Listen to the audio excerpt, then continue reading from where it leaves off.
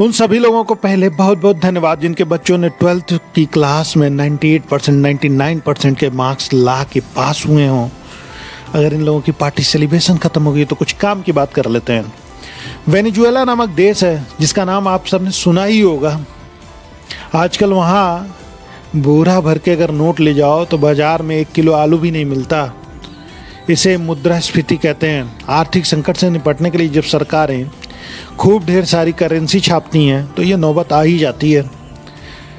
तो बात यह है कि आप लोगों को यह समझ लेना चाहिए कि सीबीएसई बोर्ड की हालत वेनेजुएला की करेंसी की तरह ही बद से बदतर हो चुकी है।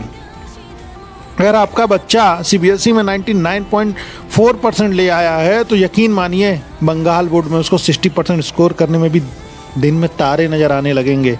ऐसा ही कुछ हाल पहले यूपी बोर्ड का हुआ करता था जब कल्याण सिंह महोदय की सरकार थी। और आपको ये पता है कि मैं कभी भी कोई बात हवाई नहीं करता हूँ, सब फर्स्ट हैंड एक्सपीरियंस की बात बयां कर रहा हूँ। बात पिछले साल की है। 11th क्लास को इंग्लिश पढ़ा रहा था। 20-22 स्टूडेंट रहे होंगे। मैंने अपना माथा पीट लिया। सभी सीबीएसई की 10th में 70-80% स्कोर किए हुए थे। 3, 2, 4 को छोड़ दिया जाए तो किसी का भी लेवल 33% से अधिक का था ही नहीं। ये भी नहीं कि नकल मार के पास हुए थे। भगवान जाने क्या तरीका है सीबीएसई का अपने स्टूडेंट को जज करने का, सीबीएसई वाले ही जाने। हमारे ये स्टूडेंट न सिर्फ शैक्षणिक रूप से शून्य हैं बल्कि पर्सनालिटी और स्किल के लेवल पे भी 0 भी नहीं आते। इवन नेगेटिव में इनकी काउंटिंग की जा सकती है।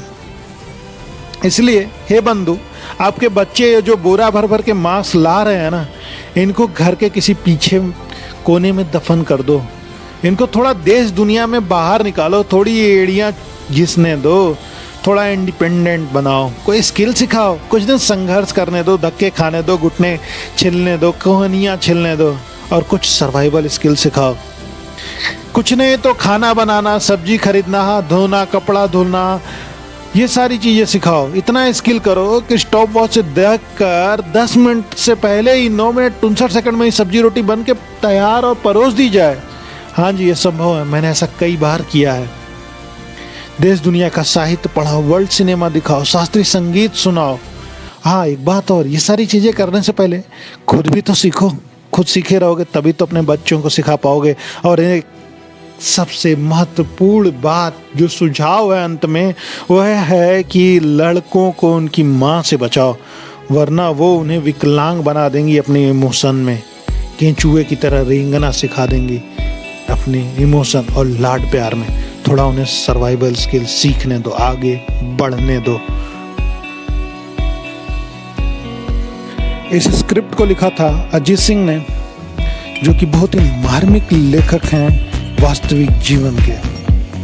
उनका धन्यवाद।